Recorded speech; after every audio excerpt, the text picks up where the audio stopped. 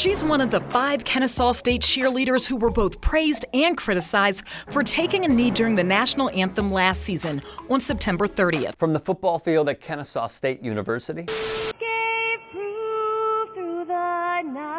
to the great Megan Rapinoe, basketball players took a knee during the national anthem. The pavilion at Ole Miss, aka the University of Mississippi. National anthem began, Holstein took a knee. And the national championship game with Teacher of the Year winner Kelly Holstein. As a black male myself and playing on a team with black men, it's very important to us that we take a stand by kneeling. To the all-black football team at Capital Christian Academy. Hammer throw gold medalist Gwen Berry raised her fist. Fencer Race Imboden. Prospective Olympic athletes, hammer thrower Gwen Berry and fencer Race Imboden. The flag and really the blood that has been spilled on behalf of all of us for our freedoms. I'm the daughter of a veteran, and this is deeply offensive. This is shameful. And Fox News' Fox and Friends attacking 8-year-olds for kneeling during the national anthem. Colin Kaepernick's movement is not slowing down.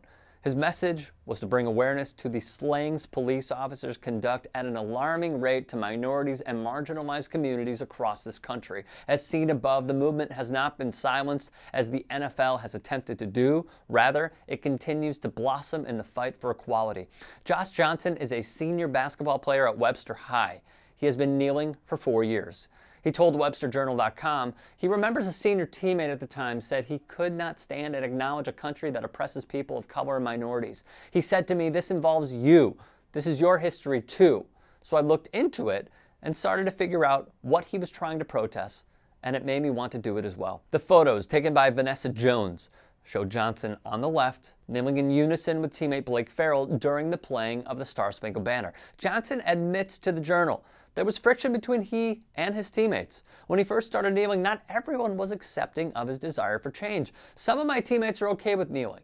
Some of my teammates accepted it, but said they would not be a part of this. Then some of my teammates hated it. Johnson said he wishes he could have talked to his teammates about this movement so they could have had a better understanding on why he joined it. Simply, all I can say is yes. Personally speaking, many friends and associates could not comprehend my stance on kneeling. When a conversation is had with two open-minded individuals, the conclusion is usually a no-brainer. Even Nate Boyer met Colin Kaepernick halfway. The Green Beret who proposed, instead of sitting, kneel. The initial protest by Johnson was reported on in 2016 before the 61-60 loss by the Webster University men's basketball team to Washington University. A game coming down to 2 free throws with 0.8 seconds left. 2 players for the Gorlocks took a knee during the national anthem.